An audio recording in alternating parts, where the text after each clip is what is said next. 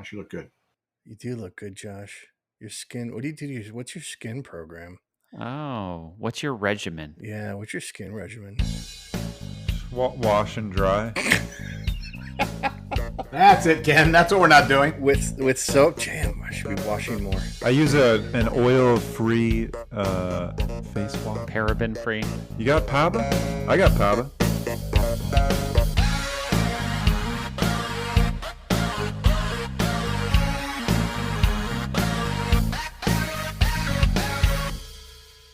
Welcome back to Old Guys Playing Games with Josh, Jason, Stuart, and Ken. That's me. We got another show going before some of us have to travel, so we were just trying to squeeze this in real quick. So we've got some things to talk about. We got some Far Cry we're going to talk about. Some of us are a little obsessed with the game. Some of us. We tried Halo Co-op, and we have some strong opinions about it. Same here. We've got some new additions to Cold War. Apparently, they have an Activision arcade in Cold War. So What? we're going to talk about that. That's pretty amazing. I sense sarcasm coming. But let's just go ahead and jump right into it. Let's get the Cold War out of the way. Okay, so Please. Coming soon, there is a mid-season event where they are going to bring in some of the Terminator characters. T-1000 and T whatever. I can't remember what the other one was. But isn't it T-2000? No, I'm sorry. The T-1000 and the T-800. The T-800 was Schwarzenegger, and the T-1000 was the liquid metal guy. But what is this enough to draw us in? Nope. There's Okay, hardly. hold on. Wait. I mean, we don't know what's going to be. It's not just characters, right? Let's think back to the Die Hard event with Nakatomi Tower. We don't know what they're doing with this yet, so we'll see. Let's wait and see what it comes. That's with a good You're point. right. That Nakatomi was that's awesome. Probably. Yeah, that's right. Of the events that had like a movie theme, that was amazing. Yeah. Well, okay, but King Halloween Kong was good. So No, can No, I thought the make- Halloween was. No, I just want to make a correction. You said Cold War at the beginning. Yeah, that's true. Oh, it's actually Warzone. I keep my brain Because I was when I go on confused there. autopilot. I'd say Cold War for Call of Duty, and I apologize. It is Call of Duty Vanguard and Warzone. Actually, it's Warzone is where this event is going to take place. But it says once a battleground for the living, Call of Duty Warzone and Vanguard is about to be swarmed by zombies and overrun by machines in Mercenaries of Fortune, a mid-season update launching on July 27th. All right, we'll check it out. I was getting ready to say that until Stu reminded me of the seriously. Nakatomi Tower. That We had a actually ton we of had fun in we had a Nakatomi blast with with the that because we vault. had to we had to get into the vaults. You had to find the cards to get into the vaults. Okay. it was All well right. done. And now, I mean, I think King Kong was fun. We had fun with King Kong. Well, it didn't last as long. But Jason. We did have Last, fun, right. but it didn't. It seemed like Nakatomi would never got tired of that. right. That's what I was gonna say. We had fun, but it didn't really. Other than the two big guys and the blast radius and that kind of stuff, there wasn't a lot. But I will say Nakatomi was probably the best ever done. Yeah, so far, I agree. Agreed. Well, that comes out on the 27th, so we'll talk about it in our next episode and see if there's anything worth talking about. Wait, when does it come out? July 27th. When's 3 days. Yes. Yes. Oh, it reminds me. I gotta see if Wednesday I can play on PC. night? It always Yeah. does come out on Wednesday night. Yeah, you're right. An update at 9 a.m. on July 26th, and a Warzone update on 9 a.m. So Vanguard updates on July 26th, and Warzone updates on July 27th. They'll receive new playlists, new assault rifle to unlock. Vanguard multiplayer players will also get a Desolation, a medium-sized intricate village map set at a Pacific listening station. All right, so to be determined.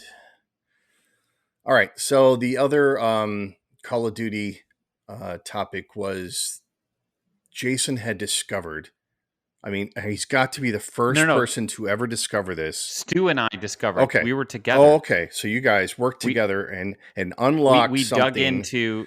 Yeah. Oh yeah, we completely unlocked it. Yeah. So we've never seen it before. We were like two little kids. Apparently, Call of Duty Cold War, the previous version, I knew this was coming. I knew this, which was kind of based in the 80s, right? Roughly. And how did you? What was it again? What was it? Okay, here's what we did. We paused the game.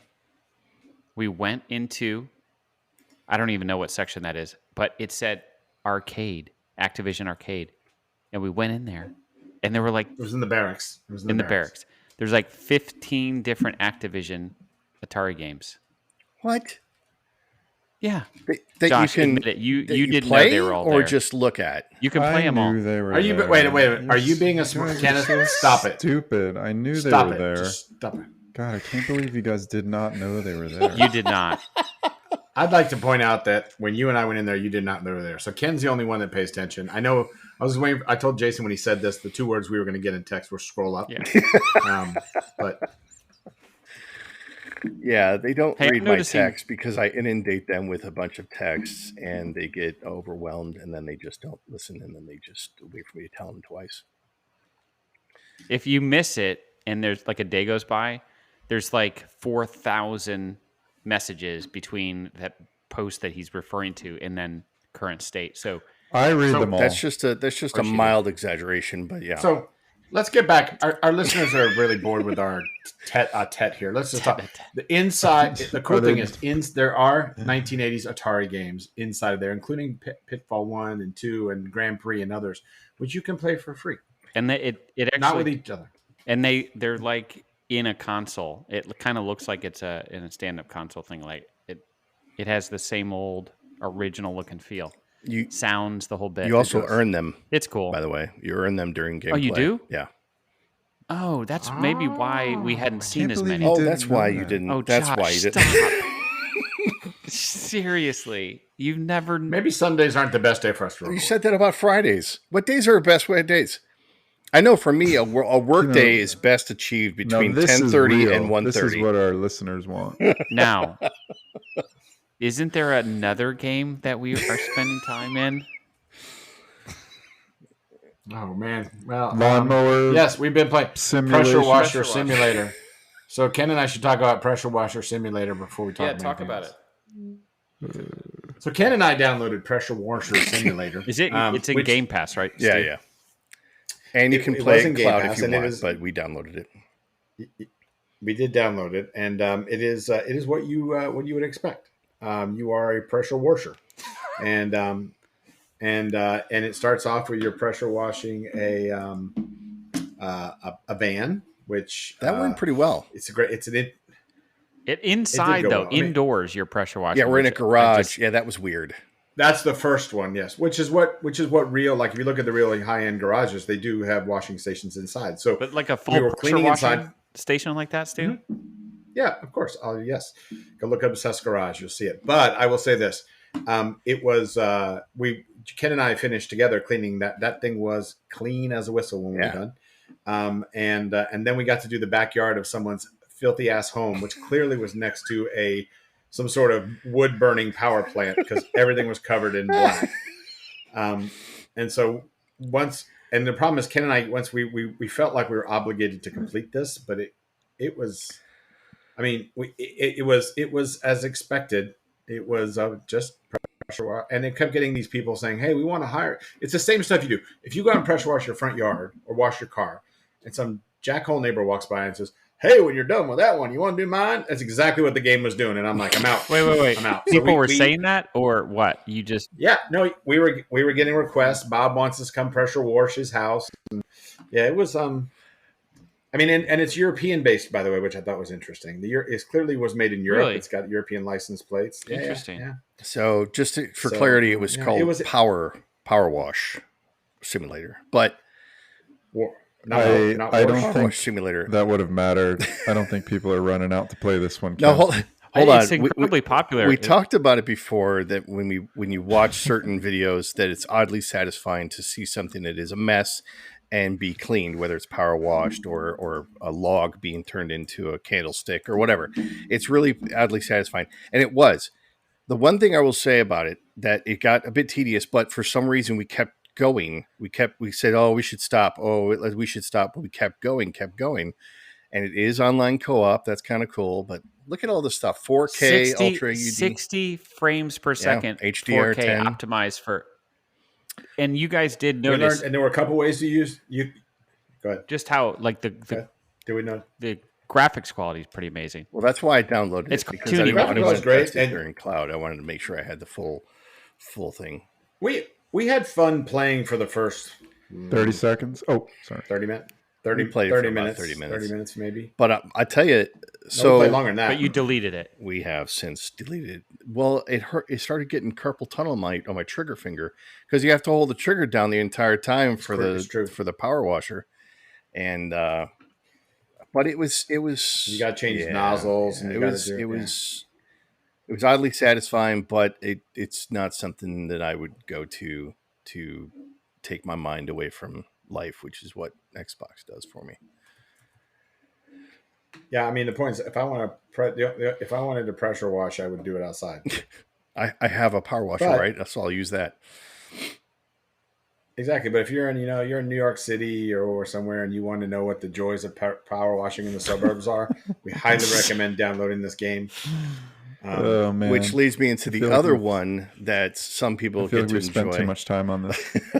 Was Lawnmower Simulation. I did download it. I did run it, and I played it for about maybe 15 minutes. And again, oddly satisfying, but there's a lot of detail, a lot of stuff. You have a riding mower, and then you have a weed whacker, and it's just too much. It gave me a bit of anxiety playing it because there was just too much to do, and so I deleted. So as a person who mowed a lot of lawns as a child, you could not get me near that game. I'm with you, brother. Would bring back too many I swore. Well, I shouldn't say it like that. It would bring back too many bad memories. Oh, when you were working hard, earning a honest living. Because I don't do that now. So some of us still mow their own lawn. It wasn't honest. So I do that. Shame on you. Criminal. No, Shame I on do you. that myself. You clearly did not make a promise to yourself like Josh and I did when we were out there. Did we talk about that, Stuart? Or is that just some... Because No. How many times I made that promise to myself? In July in Florida on my 5th lawn. I made the same promise to myself. I said, when I become an adult, I am never, ever doing this again. Yeah. So Ken, I love that for you. It's therapeutic. For me, it's horrific. Oh, don't get me wrong. It's modern day torture, but it's. I did make sure that I purchased a house that had a small lawn. Good call. And then I also made sure that I had a child that I could teach to mow the lawn as well, which is in process. So there you go. That's good. But make him hate it. He's definitely hating it. That's for sure. But do you pay him? Kinda. I mean, he watches a lot of anime. He pays him in love. So he wanted an account with Crunchyroll, which is where you can find all of the anime with English dubs. So he wanted an account with that. So I pay him. I say, you keep mowing the lawn, and you can keep having that account. So that's kind of how it works out. Okay. Mm-hmm. So, anywho, let's move away from my personal life. Yes, please. So, hey, what do you guys think about Xbox streaming on Samsung TVs? What do you think about this? Well, I think we maybe briefly touched on this. I think it's interesting I think Stu said it best, which is if you just want, if you're going to buy a Samsung TV for just a whatever room, and you don't want to buy an Xbox, and you're fine with cloud gaming. You just mentioned an example where an Xbox Series X optimized game, you wanted to have the full quality experience for. And so you're like, I'm going to download the game. In a Samsung TV scenario, you could just have a nice Xbox controller and cloud stream everything, but you just have to accept that for now, you're going to stream at a lower quality. Eventually, cloud rendering of gaming is going to catch up and maybe even be better than what the download assets would look like. But I think it's kind of a cool idea for cloud gaming. I think it's a cool idea of what the possible could be going forward with any smart TV, right? So I think the idea of being able to play on almost any device we want is coming. Clearly, there must be some exclusive thing with Samsung, but I think it's interesting for what it shows the future will be, as opposed to, frankly, the Samsung TV sales. Is it exclusive? I don't know if it'll ever show up on a Sony Samsung. TV. That was my next question. So they will never do this. Why did they abandon the dongle idea, like every other dongle that we've got? Instead, embed it into a one brand TV. Because I mean, right. I'm particular with my technology. I admit I really have only bought Sony TVs. But I know it's not going to be embedded in a Sony TV, but I could certainly plug a dongle into a Sony TV. Why did they choose to do that? Anybody have any insight on that? I just want you to keep saying dongle. Well, it's for people that don't want to fuss with having to put stuff in the back of the TV. That some people like to take the TV out of the box, put it on the wall, and it streams all these different things. There's the Apple app. There's the Netflix app. There's the Xbox app. It's for people like that. So you think it's going to expand to other brands? Do you think other brands? Well, that's why I was asking. Did they announce it? I think so. If it's not an exclusive deal, I think other brands, just like they're trying to. Stu said it best the first time we talked about it, which is people. They're incented by all kinds of different things as they're walking down the aisle at Best Buy or wherever. They see a little thing that says Xbox on board. That's enough for some people. They see all these different apps that they can get, that they're going to get that TV. So I think it is a driver for some people. So if they put it on more TVs, I think it's just a sign of the future. Yeah, I agree with Jason. I think it's a sign of future, but I do think, is it going to sell more Samsung TVs? No way. Right. It will allow them to keep up. It won't sell. I don't think so, but more than others, but it'll allow them to keep up. So this is just if you have. If you have Game Pass, it's not able to play cloud gaming. Correct. Right, sorry. You pair a Xbox controller or any sort of wireless controller. Come on, Josh. Give me your opinion. I want to hear it. Come on. It sounds like it's just a complete waste. But we're major gamers. Like, this wouldn't be for us. This would be like for my daughter who, like, every once in a while likes to play Minecraft or whatever. And so she goes to college. She has a TV and it has this on it. She may play it. She's not going to ask, "Hey, Dad, I need an Xbox because I'm going to play." What games are really on Game Pass? Oh my gosh, everyone's clamoring to go? Have you seen? And I was surprised the other day when I looked at, because you can sort all free Game Pass games that are cloud streaming, and there's a ton of them. Well, to keep in mind, there's also EA Play, but I don't know how many of those are cloud gaming. Yeah, I don't know. But now you're talking about somebody's going to buy a subscription on top of that for the Samsung TV. They'll buy the TV, then they'll have to pay for their subscription to Game Pass. Yeah, like it just seems like not a great business model, but that's just me. But if you have, I think the dongle would have been a better idea. I mean, because Stuart, who travels quite a bit, he would be able to take that dongle with him, plug it into the TV in the hotel, and potentially play some cloud gaming. I think they're still going to do that, though. I think they're still going to do that. Yeah, I do. For that very reason. Because remember, Stu and I travel around with the Microsoft wireless adapter, HDMI thing that you. Yep. I still have that in my bag because sometimes you go to a hotel and you want to pull it up on the big screen and you just put it in the HDMI cable. Yeah. It wirelessly connects to the network and then you're streaming. Not streaming, but you're But I do think, to your point, I think it does prove out the point that we could have an Xbox dongle, right? And that could be even more interesting. You go on vacation, you have a rental property or whatever, or like a hotel, because I'm sure we've traveled with Xboxes all the time when we travel, and it's not fun, right? Mm-hmm. I mean, getting in hotel systems and everything else, and I think 5G becomes more ubiquitous and speeds become decent. I know can't, but I mean, the speeds are decent enough to play on 5G if you're not in a condensed area. So we'll see. I think it's a sign that's good where it's going. It's going to be first application on certain TVs of which we'll never use. So it'll be the type of thing. Look, if I'm buying my kid, but I mean, if my daughter's going to college, would I buy her if she wanted a TV? Samsung TV with Xbox built in. Maybe she can use all the streaming off the Xbox. Instead of put all the apps.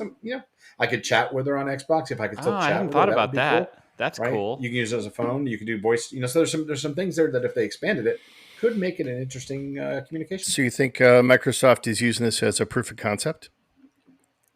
I think so. Yeah. Yeah. I mean, look. I mean, we know that the Xbox, right? The last Xbox, right? When they said they were going to take off. I mean, look, we all have Xbox Series X's, right? And some of us also have S's. I mean, the X has a disc. Have you ever put a disc in this box? No. I have. Right, but people I think I did one time. I did. Besides, I got the brand new Forza game for Christmas. No, I have the Nirvana Unplugged DVD.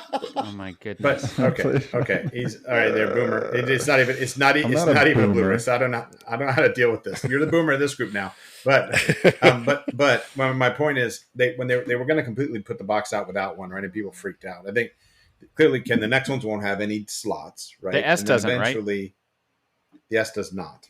Yes, and eventually, correct. I think and eventually, I think the boxes. The question is whether will we get to the point where you have external GPUs? Instead of buying, will you buy a? Is it basically you're buying a GPU, right? I mean, I think that's essentially where you go. So I don't know. I think it's kudos for them for doing it. I don't think it's going to be highly supported. I don't think it's going to be highly useful. But I like directionally where it's going would be my take. And if I probably use it, I'll be like, eh. And I have one Samsung TV, but it's an older one. It's 4K, but it's an older one. So I don't know if it'll work on that. Is it? So. Oh, Stu, on your back porch. That'd be kind of cool, right? I do need to get a new TV. So maybe, right? Maybe and I'll you don't have to have it. all the stuff hanging out the back exposed to the elements. The TV itself streams it.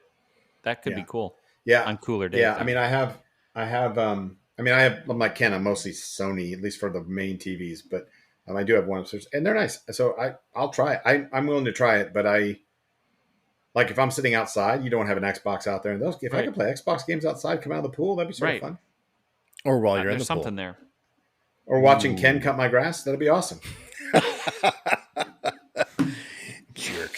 Okay. I don't know if any of us have talked about this, but I'll bring it up, and then we can maybe test it and try it later. But Discord apparently is now available on Xbox. Yes, you can. I use Discord. I use Discord a lot. Do you?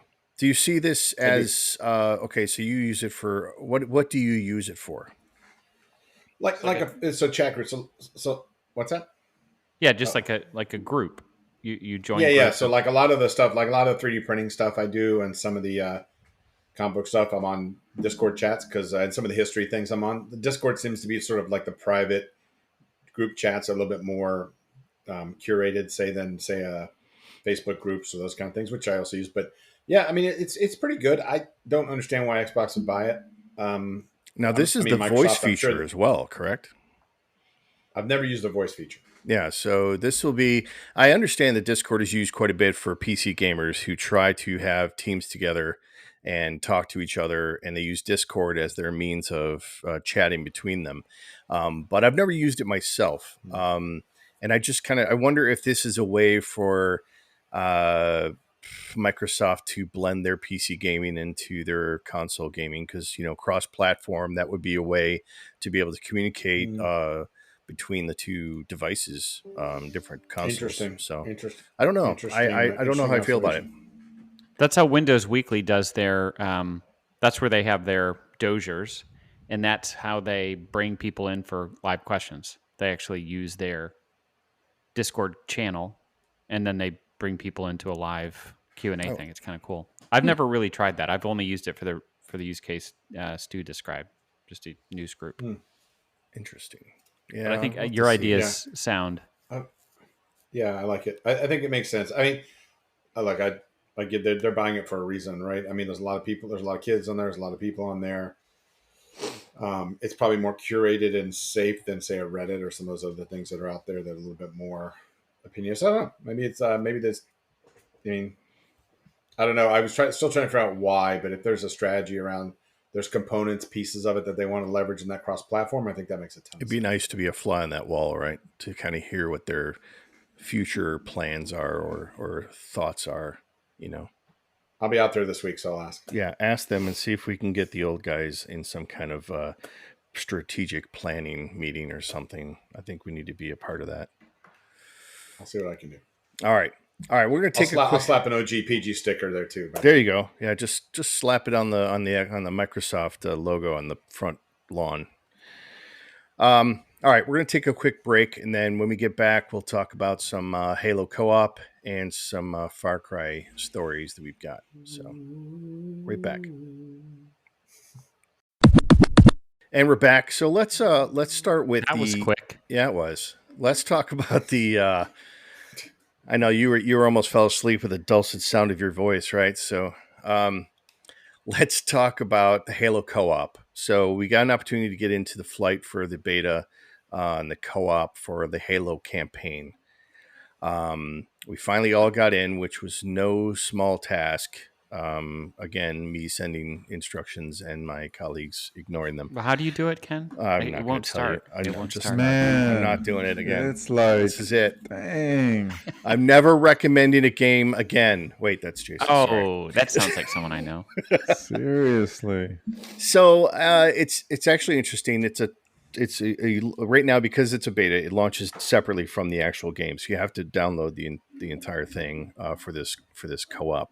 So that was a bit of a pain, but I know that going in, because it's a beta. When the real one comes out, it'll just take a piece of the of that large download. But I think the thing that caused me the most grief was that you have to create your fire team first. It does not allow for randos. So you can't get random people to join your fire team. You have to build a fire team first. Now, I was able to play it solo. You? It did, because I wanted to try the co-op experience while you guys were struggling to try to get it installed. Oh, I see. So, and I wanted to have see what it was like with other people than just myself. So, but I was able to play it by myself. But it's simply the same campaign, which is another point of contention that I think some of you have. So it was a little boring. So it was just same as playing. But once you guys got on, I had a lot of fun, but we had to start over in the campaign. So for some of us who actually have made their way through the campaign, when you played the co-op version, you're playing the same campaign, but you had to start from the beginning again. So that was a little frustrating as well. I think, Josh, you were a little disappointed that it wasn't like special missions that we did instead of just the same co-op or same campaign that you had as solo, right? Well, the first thing I'd like to say is that I didn't struggle with the install. I got the instructions, followed it to the T, and I was able to do it. Because you let's read move all on to the question. So that's cool. So I was the first one that tried, so that's good. Yeah, Jason read step 1 and then didn't read step 2. So anyway, to the question, yeah, I mean, I thought it was going to be completely different, not just rolling through the same thing. But we haven't gotten to the open world. I mean, we did, but we haven't done the mission. So there might be a whole different review as we start going through those, similar to Far Cry, right? Like I was telling Jason, that it's infinitely more fun playing with someone else, Far Cry. So I hope that same thing is with Halo, and we can actually all four play, which I don't like about Far Cry.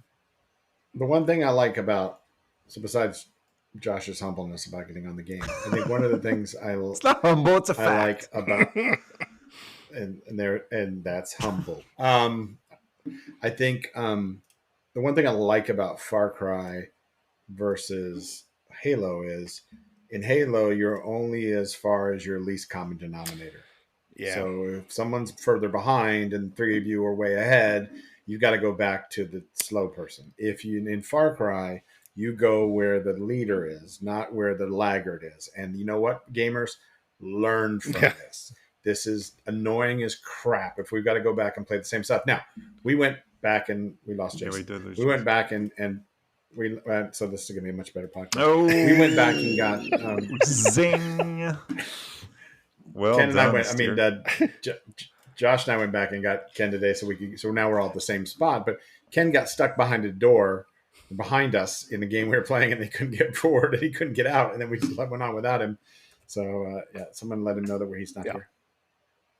I'm assuming anyway, he knows. so But no, I mean, I think it has, because I only played a little bit when you get into the open world, and I thought there were some cool parts to it. So I think it would be fun to do it as the 4. Yeah. So let me explain a little bit. I agree. So Halo has a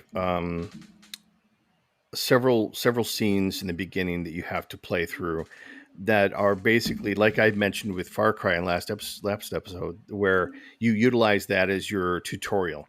You relearn how to use the controls. You learn how to use some of the new things like the grapple hook or something like that. So there's a long period of time where it's telling the story and teaching you how to play the game again.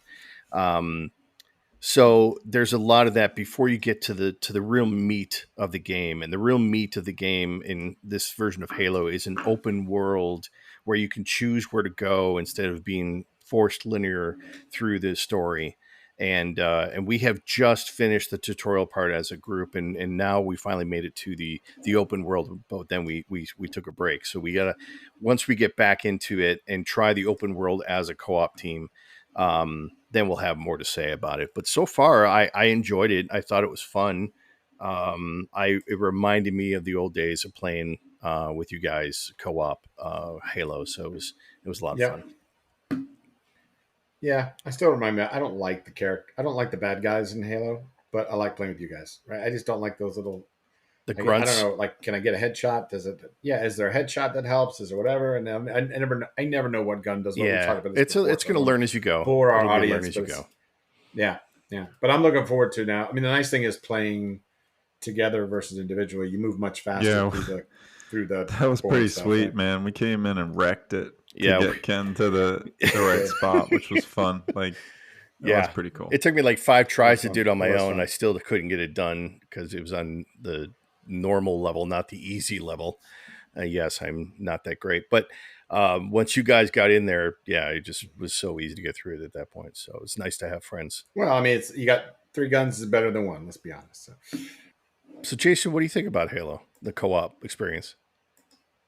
I remember I came out hot, not liking it. And then as soon as it hit me that we go into open world, once we get that piece all done, then it's intriguing. And I'm going to remain optimistic that when we go into open world, Stu and I can go off and you and Josh could go off. Oh, you can't?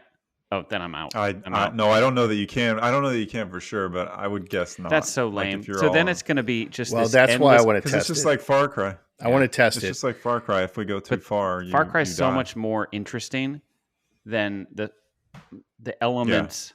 It has so many more layers, I think, than Halo. Well, let's give it a try because I want to try the open world. I do want to test the limits and see how far apart we can become. But I believe there are limits that we can't go too far. I can't go on any of the other side of the planet, than you guys.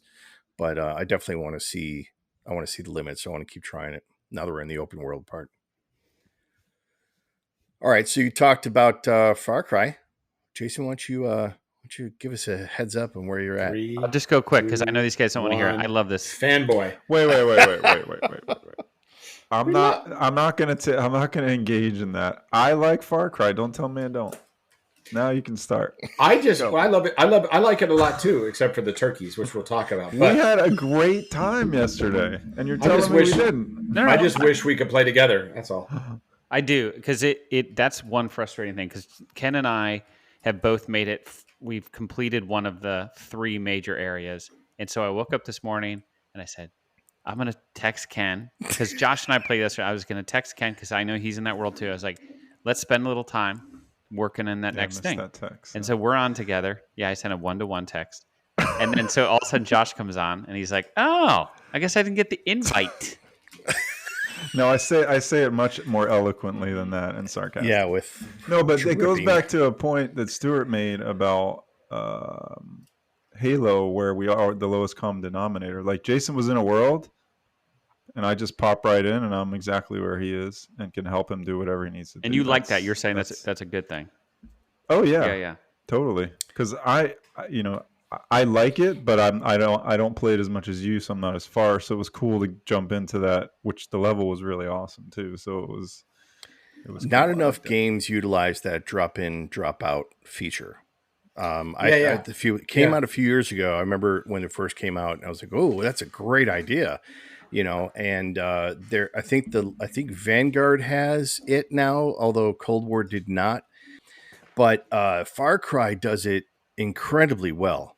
I was really impressed, and we talked about this last time when Jason was playing, and I just snuck up on him and jumped into his game. Freaked me out. Yeah.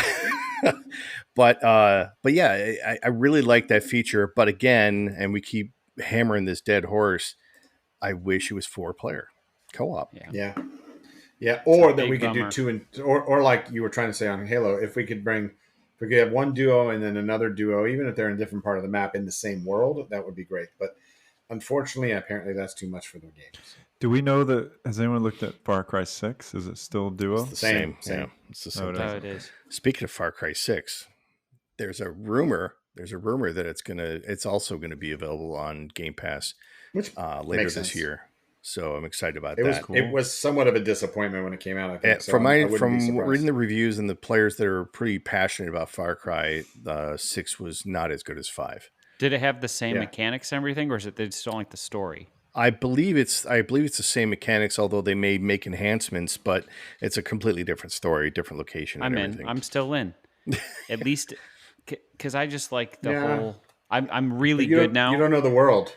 Yeah, it's not Call of Duty though. It's not a different developer doing it, so it's the same people. So we should be all right. Oh, that's good. That's good. One Kanban board. Jason. I like it except for the turkeys. Yeah, so let's tell a short little story.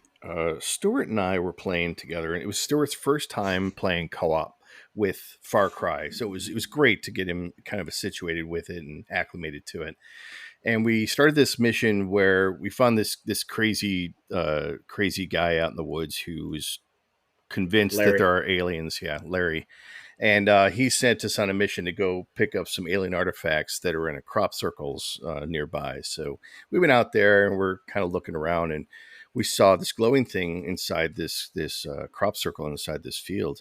And as we walked closer, we saw some turkeys kind of mulling around. Now, I had seen turkeys before this and knew that they were pretty aggressive, but I didn't know what to expect.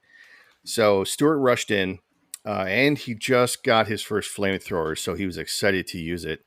So he thought he'd go in there and he would torch some turkeys and they would be, end of the story. Well, that wasn't the end of the story, because turkeys are pretty aggressive and they're pretty durable. So apparently he set one on fire, and then that flaming turkey attacked him. And I don't think I have laughed that hard in years. I was crying and laughing so hard. I couldn't breathe. And Stuart was laughing. He couldn't understand what was going on. He's screaming like a little girl. And it was so funny. So it's things like that are unexpected in this game that really, really make it a lot of fun. It was funny and terrifying at the same time. Agreed. I was accosted, and just, 2 really nasty turkeys who were on fire jumped on me while wearing a t-shirt and a loincloth and set me on fire. It was so ridiculous. I had no shoes on. And then on top of that, after I was saved by Ken from the flaming turkeys, an eagle kept trying to take me to its nest or kill me, which not a small eagle, a very large eagle kept swooping down and attacking me, which I eventually had to kill, which made me feel really bad as a proud American. So killed the turkey, which was the turkey was supposed to be our first national bird, and the eagle that became our national bird. I had issues with both of them. Yeah. So Stuart's not getting along with the foul. It was very, very cool. That was damn fun. Maybe we'll find the video. We have to put that video up. Yeah, I'll try to put that on our YouTube channel. But that's one of the cool thing about Far Cry 5 is that it's the random animals. So except the bear that attacked me when Jason and I were playing just a couple minutes ago. But I mean, I literally was getting mauled by a bear, and then I killed it. And Jason's like, "Get his bear skin." I'm like, "What? Get the bear skin?" You gotta loot it. I probably should. I didn't know I could loot the bear. I should have looted those damn turkeys. Yeah, you get feathers from there, and you get to loot the cows. And that's right. I saw a goat for the first time. I didn't know they had goats in there, but there's goats in there. Don't forget the pigs with the birthday hats on. That's always fun. What? I had to do a mission today where I had to lure the I guess it was a puma or something, like a mountain lion. I had to lure this woman's mountain lion back to her cage. So you'd throw out this meat along the path, and you have to. It's fun. Yeah, okay. Something you would definitely do in real life. Oh, right. But then you earn it when you're done. She decides she doesn't need it anymore, so she gifts you this mountain lion. So now it's like, instead of your dog, your companion, you now have this like vicious mountain lion. Nice. That's pretty trained. cool. That's Nice. pretty cool. It's like much like your dogs. Obviously there's a main story for this game, but there are little side missions that some are very challenging, some are just funny. Like the Testy Festy, I thought was hilarious. Still not sure what that is. I don't know what that is, but I'm not sure I'm going to like it. Oh, it's funny. It's funny. Well, Rocky Mountain Oysters. Loud. So it's laugh out loud funny. But by the way, another movie. Name the movie with Rocky Mountain Oysters in it. Oh, Deliverance? No, but yes, but no. Chevy Chase. what's it? Lamb fries. I called them lamb fries, I think, in the movie. Oh God, it was the not neighbors, but they were like vacationers or something. God, he was a writer. It was you ready? Yes, it was fun. It was Funny Farm. Funny To I don't think I've ever seen that. Be a writer. It's Never pretty seen funny. He was vacationing on a farm, wasn't he? Correct, to write his book. Yeah. And it doesn't work out. Anyway, sorry. Just take us back to the movie route again, because you know how we love our movies.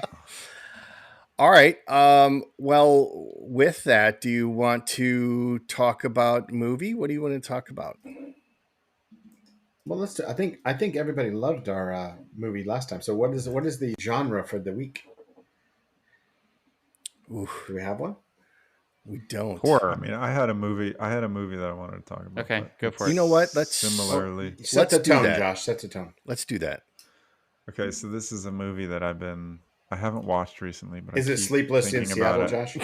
Yes, you got it. It's a good movie. Followed by You've Got Mail. And The Notebook. Don't forget When Harry Met Sally, though. I've actually seen The Notebook. So, of course, yeah. It's time travel. 3 O'clock High. 3 o'clock. 3 O'clock High. That's a great movie, but that's an interesting genre. It's a Western. It's not. No, it's not. Oh, I'm thinking of 12 o'clock. I'm thinking of 12 o'clock. What are we doing here, man? I think that's High Noon. I think that was High Noon, Jason. Hold on, there's actually a 12 o'clock high. Hold on. So let's reel this back in. 3 O'clock High.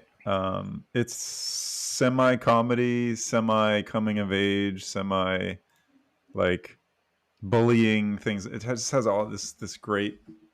So essentially, it's a high school. I think it was released in '86. 7. And there's a kid, Casey Shimoshko, if anyone remembers that name. He's the star. And he's just a normal high school student, kind of nerdy, just a regular guy. And a new student comes to campus. The bully, the big bad leather jacket wearing bully, right? And he is what they call a touch freak. So if you touch him, he immediately has to beat you up. So they're in the urinal together, and about, I forget the entire story. They're in the bathroom, right? And this guy's the main character. I think he's like the newspaper reporter or something. And he says, "Can I interview you?" And then he puts his hand on his shoulder, and that was it. Like he's like, you and me. I think he gives him a swirly or whatever, and he's like, "You and me, 3 o'clock in the whatever." So the whole day is him trying to get out of school or prevent this beating from happening. Is this the $2? $2? No, that was Better Off Dead. Yeah. He fakes a robbery in the school store, and all these crazy. Didn't they remake things. this movie recently with Ice Cube? Oh. Basically, and I don't know. So here's the trivia. I don't know.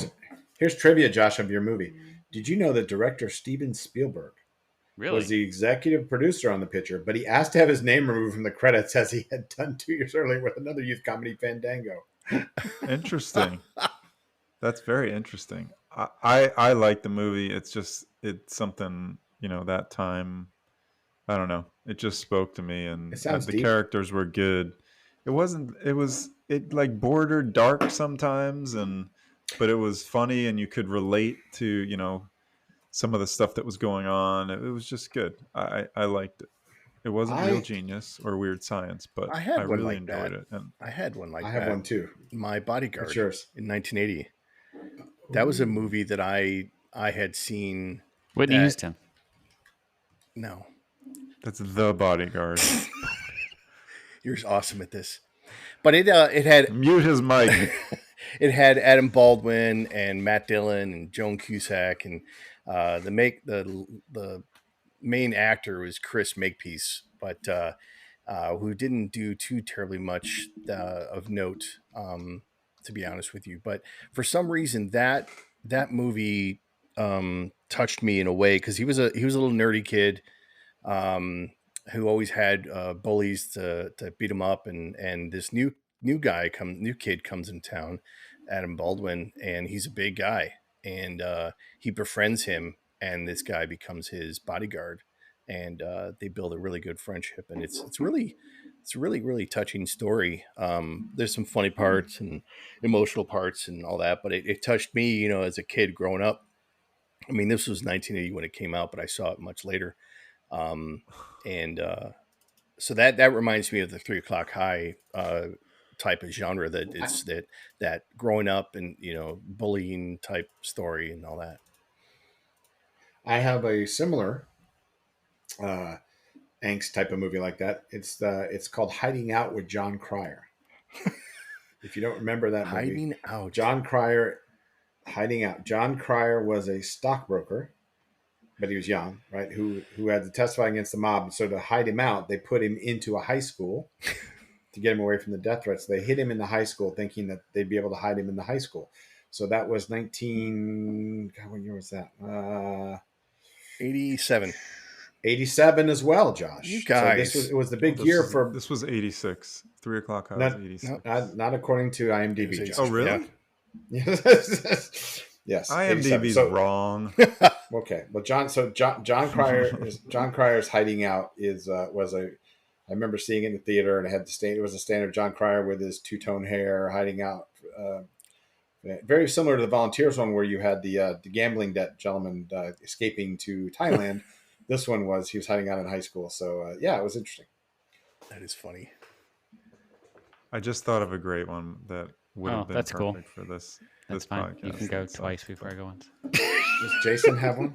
Wow, good. Well, Lord. tell us about 12 o'clock high, Jason. Well, that was my dad's favorite movie. That's why I knew that was a movie. That's his favorite. A great movie. Gregory Peck. A story of 12 men as their women never knew them. That's the poster. Anyway, the movie I wanted to talk about today was one of those movies that I can still remember every piece of it, and I remember watching it for the first time like it was yesterday, even though it was I watched it later in life. I watched it when I was probably in my preteens or teens, which is Close Encounters of the Third Kind. And the reason it was so impactful to me is because that was one of the first movies where you have this character that is going through this thing, and they have this belief that no one else believes. And it was so... What's that actor's name? My mind is blank right now on the main actor's name. Which movie? Oh, Close Encounters. Richard Dreyfuss. That character, he so deeply believed in what he knew he saw and what is revealed. And if you've never seen the movie, which I can't imagine any of our listeners have never seen it, it was just one of those things where like then the rest of the world sees what this guy had seen and what he had been. I think it's an amazing, amazing flick. I agree, and I would agree, and it was as a young kid, and obviously I was a bit older than you when it came out, but I was old 77, enough I when it came out think. to have seen it. Yeah, I saw it when it came out. I just remember how terrifying it was. Yeah. Right, and it kicked off similar to Jaws. Back in those days, we didn't have all the social media kids. We didn't have the ticker talk and all this stuff. So what ended up happening was when something like this would come out, it would spawn magazines and whatever. That's how this stuff would spin around. So you'd have like the shark craze was crazy, the Star Wars craze was crazy, the Close Encounters craze was crazy, and then In Search Of started coming up, and then you had the Blue Book You had all these UFO things kicking back up because of Close Encounters. But it would be really cool if they did a follow-up to Close Encounters and find out what happened to all those people that went on. That's right. They probably all experimented on, right? But that would have been cool if we find out that they actually, similar to like a Twilight Zone episode, the famous Twilight Zone episode, which, it's a cookbook, right?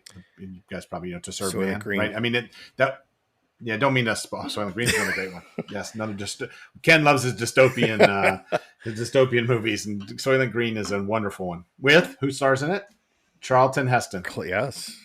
Close Encounters. Apparently, there was one regret that Spielberg had when he did that movie. Was it the French guy? No, the studio wanted him to show the inside of the spaceship, and he didn't want to. Ship, and he didn't want to. I'm glad he didn't. He didn't. So dying to see the inside of that thing, but that like the sound, the song, and everything, right? Where they're playing on the keyboard. The thing I really liked about that, and Jaws as well, how they did that was you spent the entire movie not having any idea of what this thing looked like.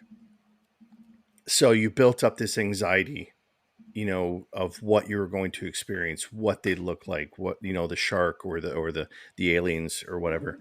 And I just, movies don't do that anymore. There's not a lot of movies that do that anymore. It's all instant gratification where you have to, be force fed. The only one that I find that is, there used to be anyway, not so much anymore, was the M. Night Shyamalan, where he does a lot of those real odd twist at the end. Yeah, the early ones, but that I really like that, and that movie. One scene that sticks with me that I still quote today, often, and rarely do people pick it up, is "This means something." When he was at dinner with his family, and he took all their mashed potatoes and he started making a mountain and then dragging his fork on it, and then he said, "This means something," and that I still joke with that all the time. And not a lot of people get it when I joke, but that's fine. That's funny for me. So, okay. So anyway, so there's our movies. Let's see. I think we're at time. Let's go ahead and let's call it. No. We have a Stuart rant. What is the Stuart rant? Oh, we have a Stuart rant. Oh, well, wait. No, are we? Do we want to do it? We got to close with the rant. Okay, Stuart rant. Okay. Well, so this is the Stuart. It'll be a quick rant. So you guys know we talk about canon all the time. So this will be where I talk about things where I get annoyed that they're either messing up or screwing up canon. So there's a lot to speak on from San Diego Comic-Con this week, where a lot of my friends, and for those you don't know, I used to own comic book stores. So I'm not going to hit on any of the main stuff that came out. The one thing that I am highly annoyed with, and if everyone else likes it, I'm thrilled with you, and I'm glad you will. Tolkien means something to me. It means something to a lot of people. Tolkien and the Lord of the Rings and the Hobbit books are probably the most perfect piece of prose ever written, and probably the most researched and diligent and everything else. This new series on Amazon Prime is, frankly, just a travesty, and it will be a travesty because when you see the words, inspired by, right? When Tolkien and his son were alive, that was not allowed, right? He was very keen about controlling the world and having others coming in and messing with his world. Amazon has encouraged people to say, well, he really wanted people to. The reality is changing Tolkien is and trying to interpret Tolkien is one thing. The other thing is by taking characters from different times and different pieces and putting them all together in one series as if they could have existed at the same time frame would be like taking George Washington. It's like Bill and Ted's Excellent Adventure meets Tolkien, basically. And I have a really hard problem with that because there's so many great characters. They could have done a great story. So I'm sure it'll be popular and I'm sure people will like it. But if you've never read The Lord of the Rings, and I know a lot of people say they have but haven't, it's absolutely such a spectacular series of with The Hobbit that it annoys me that after he died and after his son died, whose father had him control his legacy, we're now going to get something that is I think Amazon wants to be their Game of Thrones. I would actually argue, and I will give 100% props to Peter Jackson. He made what is the best set of movies in the history of an adaptation. And what I loved about his adaptation was, if you watch interviews with him, like on Charlie Rose and other stuff, he's like, it was not our it was not for us to readapt or change. It was our job to try to take what he put on the page on screen, and I got to give him credit for that. And unfortunately, I'm going to be a bit of annoyed. So that's the end of Stuart's rant this week. But if you like it, please enjoy it. I don't want you not to enjoy it, but for me, Tolkien is one of those authors that, I mean, you just can't mess with. What was the title of the show? It's the Rings of Power. Rings of Power. Okay. So I agree with you. I think Peter Jackson had done a wonderful job adapting the large series of Lord of the Rings.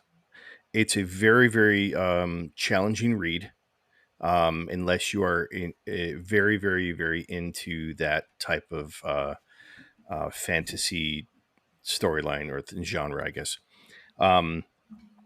You almost have to skip every other chapter because it's all songs. Oddly enough, it's them singing as they travel, but it is. I love the series. I used to love the Rankin and Bass cartoons as a kid. When watching The Hobbit and Lord of the Rings then, and Scary as well. I struggle. He created with this the fantasy too. genre, right? He created it. He did. He perfected it. There have been many others that have tried to write fantasy stories, but he perfected it and he made a legacy from it. And I agree with you. I don't want to necessarily mess with what he's written, but I do encourage people like George Lucas. I do encourage people to try to continue to write stories in that universe, because it's such a lovely world that he's created. And I would love to have more stories from there. But if they mess with canon, as we've discussed before, then it becomes a problem, because those of us who are big fans that do follow the history and the canon and all that, for you to suddenly change something, it doesn't feel right. It feels completely wrong. For lack of a better term, it's a bastardization of a classic story. So I'm apprehensive as well, Stuart. I will watch it, but I will watch it apprehensively. I'll watch it as well, but I'm afraid that I'm not going to make it past an episode. But let's hope I'm wrong, folks. But looking at the previews, I don't think I will be. It's the mixing of characters from different timelines that are 300-400 years apart in the books. Doesn't make sense. They're doing it and it's the word. They don't have the rights, by the way. They don't have the rights to use they only have rights to some of the letters, and so they're basically using that as a basis to put their own narrative. Not cool. So we'll see how it goes. But anyway, here ends Stuart's rant. Thank you for joining. So who you always refer to the biblical story arc, right? Goes back to the Bible. Hero's journey. Are they allowed to? Are people allowed to use be inspired by that story arc and then write story around it? Yeah, of course. No, that's different. But yeah, you can most definitely. I mean, look, you want to create your own characters and create your own world. I mean, the hero's journey, we've talked about that before. That's fine. But this author explicitly stated that this is not to be touched. And during his lifetime, he clearly was he controlled it like a hawk. And when his son gave it to Peter Jackson, it was with a burning eagle. It was clear instructions. You want to build some of the worlds that existed before and that's fine. But when you start combining things that didn't exist, so no, you can most definitely. I mean, I don't think there's frankly, it's lazy. Create your own world, take your whatever, but don't try to screw up what already exists. And that's what they keep doing, right? Fair. I mean, and they did that with Han Solo. They did it with Luke Skywalker, right? I mean, they just ruined the characters by not respecting the lore. They just, Luke not caring about his lightsaber it's like, come on, you didn't have to do that, right? And so my point is, write a good story. And when they are out there and we see them and we talk about them, and I love when we talk about great things we see, there are some really good writers out there that I'm afraid are not getting the time of day they deserve to do some of the stuff and Amazon has the money. The money they've apparently spent on this is dwarfing what Peter Jackson said. That spent no pun intended. I was just about to say that. I mean, there's no way it makes money, right? They've got to get people. So, I like that they're making things like this. But I mean, I don't know. I'm not Ken, I'm not a huge, Witcher fan. I didn't read the books. I'd like to, but I mean, I'm sure I know the Witcher people aren't thrilled with the Witcher either, and I enjoy it because I don't have that canon in my brain like I do with. And we've talked to that we find that those of us who are familiar with the canon and are passionate fans, we are almost not the right audience for some of the films because they're written to cater to those who have never heard anything about it, and that's a struggle. That's a fine line that you have to do. It is, and I get it. I mean, I get it. That's what I'm saying. I don't fault anybody for liking it. It's just for me. The one thing that I thought Marvel did really well in the early MCU, and they've done a bad job in it lately, is making sure they cater to both audiences. Hardcore people would see stuff and go, "Oh my god," and they wouldn't denigrate the characters from the books. The newer ones have been a little bit more loose and more later books, and that's sort of. But anyway, any other fun topics besides Stuart's rant? I think that's a good closure point. I think that's good. No, I appreciate you guys joining. I appreciate our listening, and we'll cap it off for now. This is Old Guys Playing Games. I'm Ken. I'm Josh. I screwed it up. It's just Jason. No. Nope. It's you. Who comes after K? What letter comes after K? H-I-K-J. K-J-L. H-I-J-K. J-K. Oh, it's the other way around. Never mind. Who's next? Start over. I have a disease. Put some ointment on it. Let's get this going. Who's next? I do. That's the deck end. Who's next? Okay. Thank you. This is Old Guys Playing Games. I'm Ken. I'm Jason. And I'm Josh. The Old Guys Playing Games. Thanks. Until next time. Bye. Bye.